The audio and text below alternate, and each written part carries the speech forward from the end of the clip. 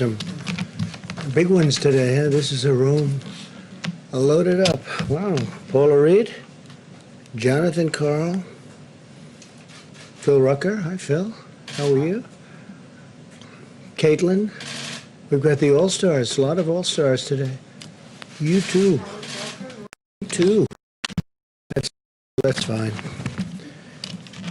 Thank you very much. In the past 4 months, we've added 10.6 million jobs, including 643 manufacturing, 58,000 construction jobs. It's far beyond expectations. We've experienced the smallest contraction of any Western nation, meaning we've been affected less than any other nation, Western nation, and probably almost, I think you can put us in, I just saw some numbers, I think you can put us into just about any category anywhere.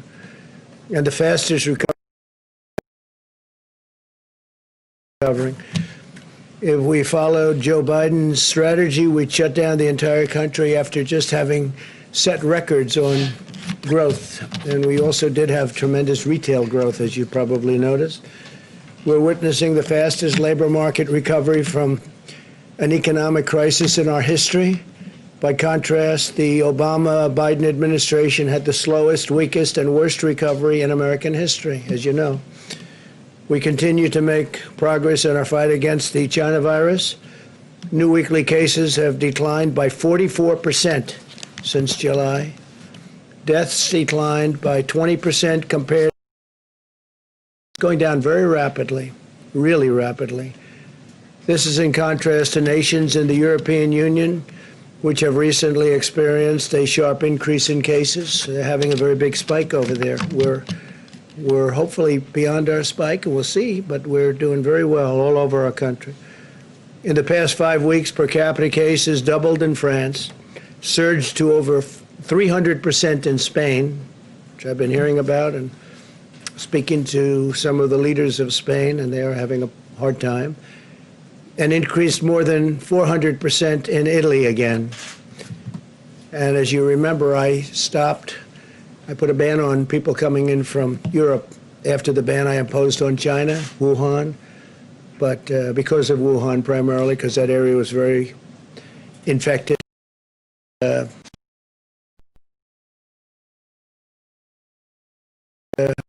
Being heavily impacted, France, and 400% in Italy. Yesterday, European nations experienced 50% more deaths than the United States. And you don't hear these things, you don't hear these statistics, but the United States has done really well. Very proud of everybody that worked on this. And I really do believe we're rounding the corner, and the vaccines are right there, but not even discussing vaccines and not discussing therapeutics, we're rounding the corner. We already have therapeutics out there, by the way, which are having obviously a very big impact, because you look at that, you look at the way people are recovering. It's so much better than in the past, before we knew about the disease and had anything to fight the disease. On schools, as part of our science-based approach, we want schools to safely open and stay open. Children are extremely low risk of complications from the virus. 0.2% of the coronavirus deaths have occurred in those under the age of 25. And most had underlying conditions where there was a problem. There's no substitute for in-person learning. According to a recent study, student progress in math decreased by half, and using online education compared to in-person or campus education. So online, we think of so many things online and how great it is. There's nothing like being in the classroom. That's what we learned from this whole ordeal. According to the CDC, school closures disproportionately harm low-income and minority children, as well as those with disabilities. And I think you see some slides behind me that are very new, very current.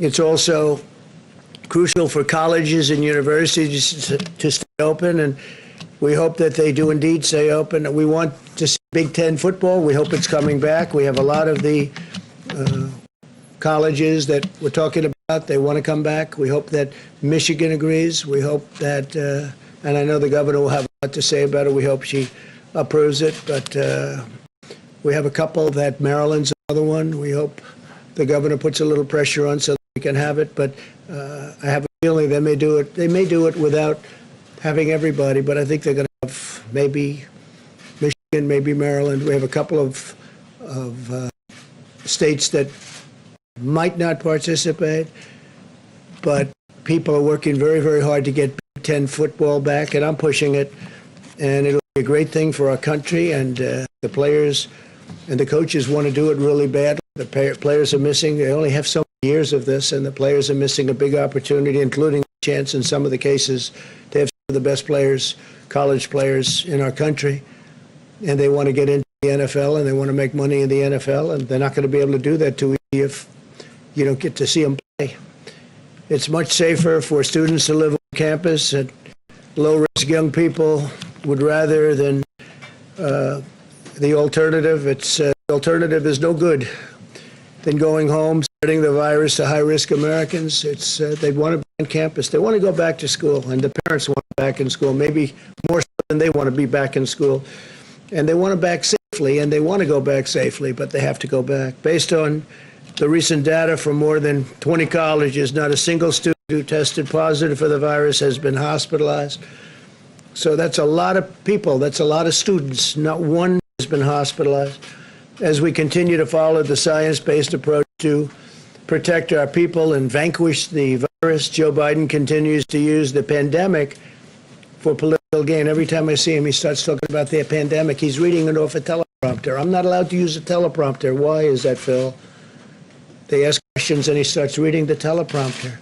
He says, move the teleprompter a little bit closer, please. I don't know. I think if I did that, I'd be in big trouble. I think that would be the story of the year. When I took early action in January to ban the travel and all travel to and from China, the Democrats and Biden in particular called it xenophobic. Remember that? Joe was willing to sacrifice American lives to placate the radical left, open border extremists, and we saved tens of thousands of lives, probably hundreds of thousands of lives, and we saved millions of lives by doing the closing and now the opening the way we did it. Joe's decision to publicly attack the China ban proved he lacks the character or intelligence or instinct to do what is right. Now, Biden's launched a public campaign against the vaccine, which is so bad because we have some vaccines coming that are incredible. Scott was telling me about some of the things that are happening, and it's very exciting, Scott. Thank you for being here. But you don't want to have having to do with, for political purposes, being an anti-vaxxer. You don't want to be talking about the vaccines in a negative way, especially when you see the statistics that we're starting to see. They're incredible, actually. Biden's perfectly happy to endanger the lives of other people by doing something that he thinks is going to help him politically because his polls are getting very bad. They're getting very shaky.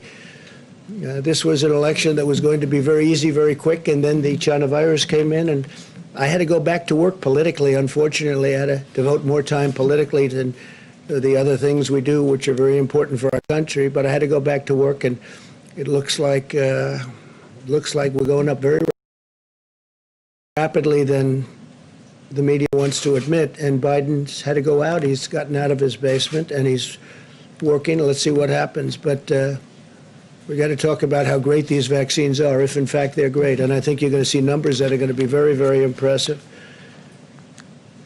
The approach to the virus is a very unscientific blanket lockdown by the Democrats. That's what they're talking about, which takes all of these incredible statistics, records, and it throws them out the window. Now, they did say it would be based on the recommendation of the experts, but, you know, whether expert or not, we're not doing any more shutdowns. We did the shutdown, and now we're doing the opening, and there won't be any more shutdowns. There could be a little section, a small section, we have a breakout, but we're not talking about shutdowns like they were talking about, depending on experts. We're not going to be doing that. The swine flu was a disaster. You remember when not nearly as deadly, not the same world, but when Joe Biden was vice president, his failed approach to the swine flu was disastrous. He called it N1H1. It's actually H1N1. You know, you remember the H comes before the N, so it's sort of easy to remember, right? But Joe always calls it the opposite way. But call it the swine flu. It was disastrous. And his own chief of staff said that when Biden helped manage the swine flu in 2009, they, quote, did everything possible wrong. And 60 million Americans got H1N1 in that period of time. This is a quote from his chief of staff. And it's just purely a fortuity that this isn't one of the great mass casualties events. It had nothing to do with us doing anything right, because we did everything wrong. It was a disaster. And now he's telling us how to manage. He can't manage himself. 270,000 Americans were hospitalized during this attack. The outbreak was so rampant that the Obama administration told states to stop testing. We don't want any tests because they don't want to show all of the things that tests show. By the way, we're setting a record on testing. Our testing is at a level that nobody's ever seen before. We're substantially greater than the second country, which is India, by the way, which has 1.5 billion people, but we're ahead, 50 million ahead. And they ordered the CDC to stop counting tests and stop counting cases, and then left us a depleted stockpile, which is what I inherited. I inherited a very badly depleted stockpile. In other words, Biden's record demonstrates that if he had been in charge of this very serious, highly contagious epidemic or pandemic, the China virus, countless more Americans would have died. And if we didn't do what we did, and I say it all the time now, because he likes to belittle what we've done has been incredible. Now you can look at Europe and you can look at other places and you can start comparing. Biden is weak on China. Yesterday it was revealed that a fund partly owned by Joe Biden's son Hunter facilitated the sale of a Michigan auto parts producer to a leading Chinese military defense contractor. You don't want to write about that, do you? Biden spent his entire career selling Michigan jobs to China. Now the Biden family is selling out our country directly to the Chinese military, which has to do with this company that Hunter, here we go with Hunter again. He didn't have a job. Now all of a sudden he's selling from Michigan.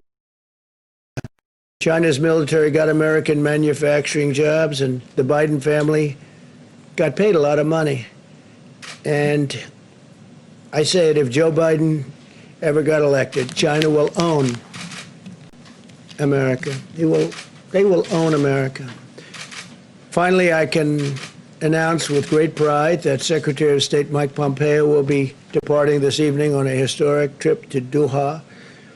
That's Qatar, for the beginning of intra-Afghan peace negotiations. We've been negotiating with them for quite some time, getting along with them.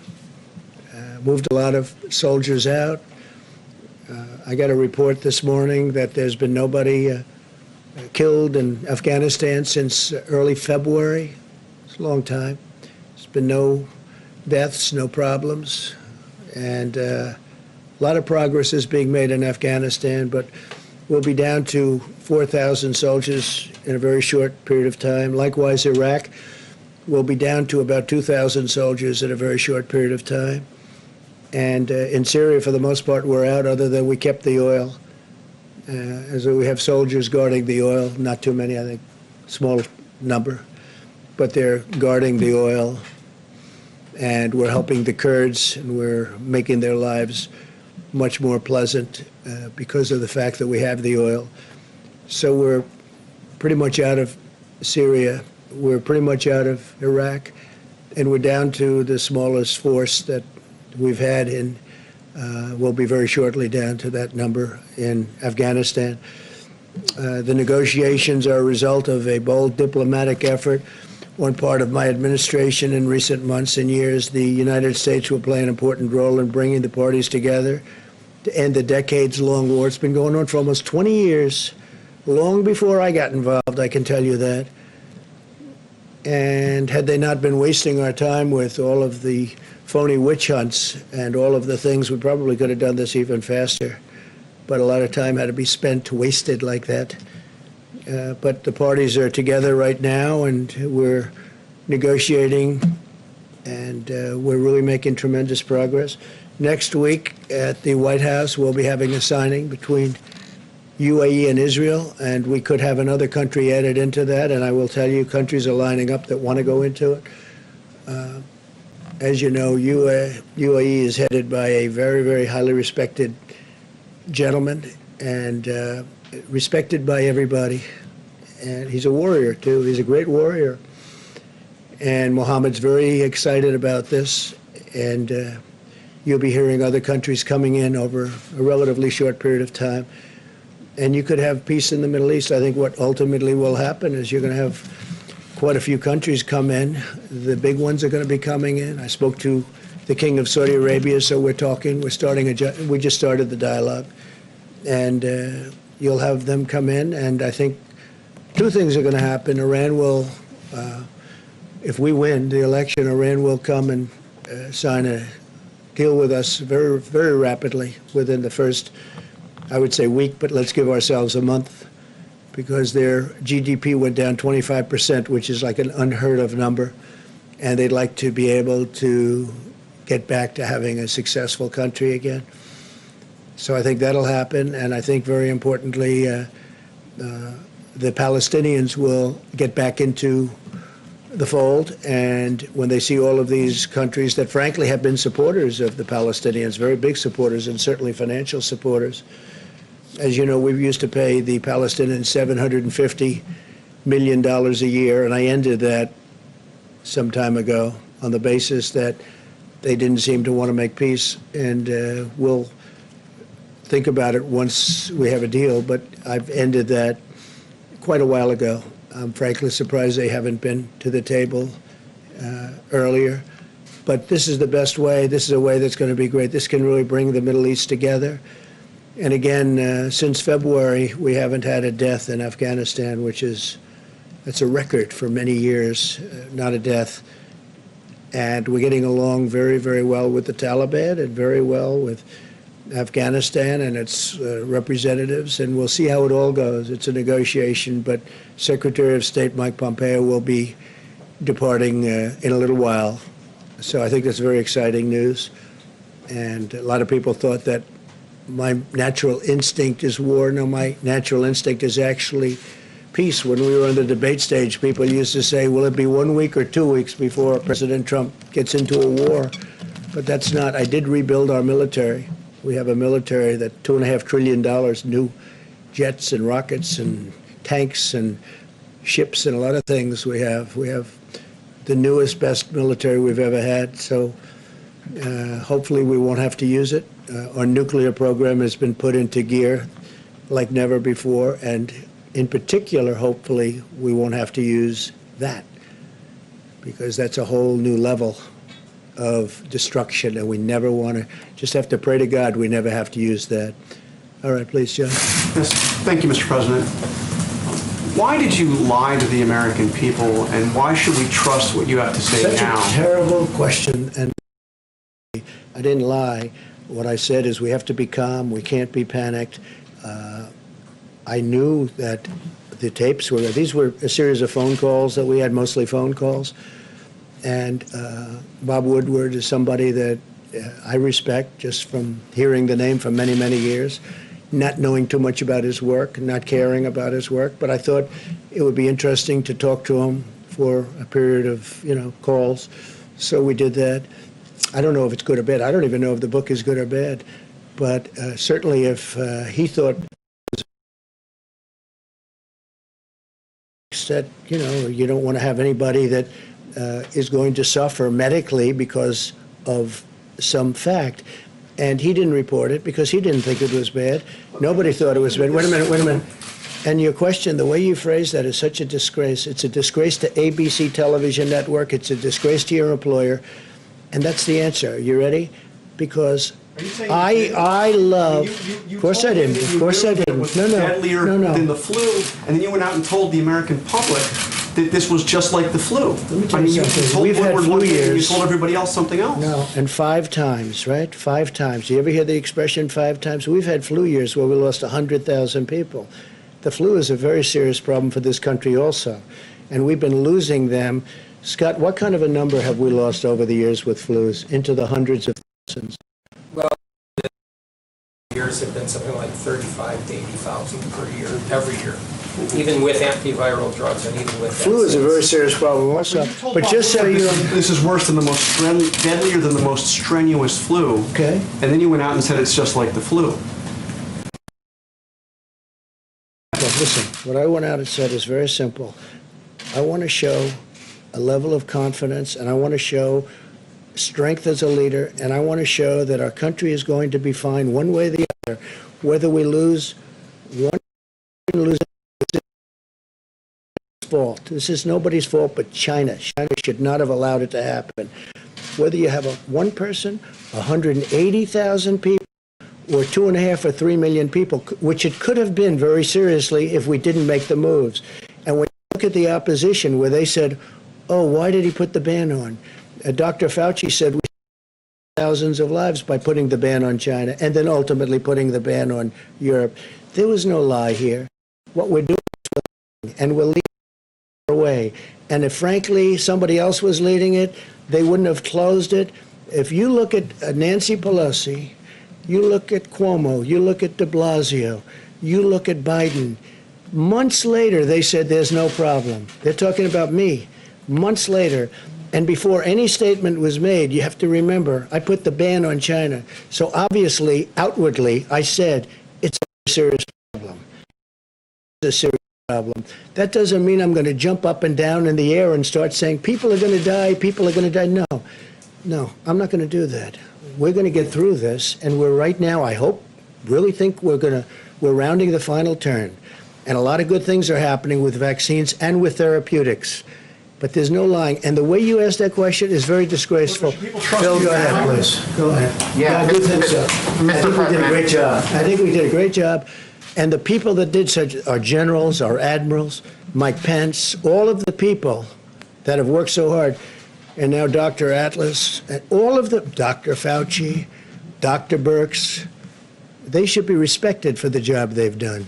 So you won't And you downplay it haven't- again. You won't downplay it again, because you said you downplayed it. That's what you told me. All I'm doing is, no, I don't want to jump up and down and start screaming death, death, because that's not what it's about. We have to lead a country. We're leading a great country, and we're doing a great job.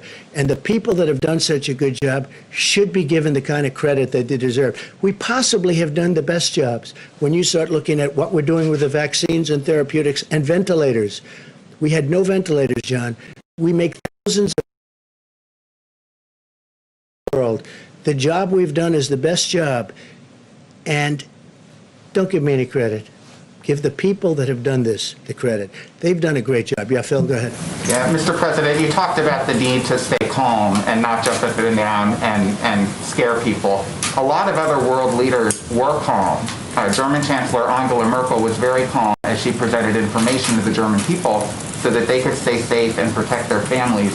So why, as you, as President of the United States, did you not level with the American people? Did you not share the information that you knew at the time in real Well, I time? don't know what Angela's doing, but if you look at the European Union right now, they're having breakouts like you've never seen before, and frankly, their numbers are much worse than the numbers here. We have done much better than the European Union. I just read you numbers that are not good on their behalf, and that are very good on ours, and we have rounded the final turn, and we're going to have vaccines very soon, maybe much sooner than you think. Listen, maybe much sooner than you think. But we have done a phenomenal job. And the people that have done this job, including the American public that's had to put up with a lot, with the lockdowns and all of the things that they had to do, they have to be given credit. They have to be given But credit. you knew this Please, was go a ahead. deadly virus. You knew it was airborne. You knew on February 7th, you told Bob Woodward how it transferred from person to person in the air, how deadly it was. Why did you not come to the podium and calmly Well, let me ask tell you this. people If what Bob happened? Woodward thought that was bad, because this is stuff that everyone knew, there's a report that I have here someplace where China said it was airborne earlier than the statements I made. People knew it was airborne. This was nothing. This was no big. When I say it was airborne, everybody knew it was airborne. This was no big I thing. know that in February. Well, read the reports. China came out with a statement that it was an airborne disease. I heard it was an airborne. The fact is, there has to be a calmness. You don't want me jumping up and down, screaming, there's going to be great death, and really causing some very, very serious problems for the country. If Bob Woodward thought what I said was bad, then he should have immediately, right after I said it, gone out to the authorities so they can prepare and let him know. But he didn't think it was bad, and he said he didn't think it was bad. He actually said he didn't think it was bad. The only one that said it was bad or thinks it was bad were the fake news media, because they take it and they try and put it a certain way. If Bob Woodward thought it was bad, then he should have immediately gone out publicly, not wait 4 months. You know, he's had that statement for 4 months, maybe 5 months. He's had it for a long time. It was a series of taped interviews, mostly by telephone. Quick ones, not ones. And I did it out of curiosity, because I do have respect, and I want to see, I wonder whether or not somebody like that can write good. I don't think he can, but let's see what happens. Yeah, please. Thank you, Mr. President.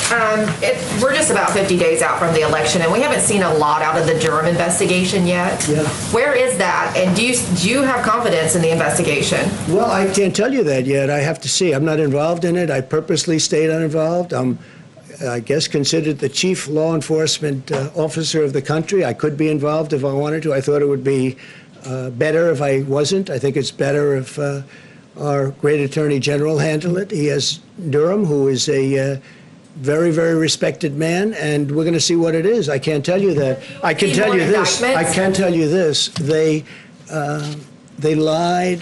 They cheated. They leaked. They got caught. They spied on my campaign. Never in history has there been anything like this.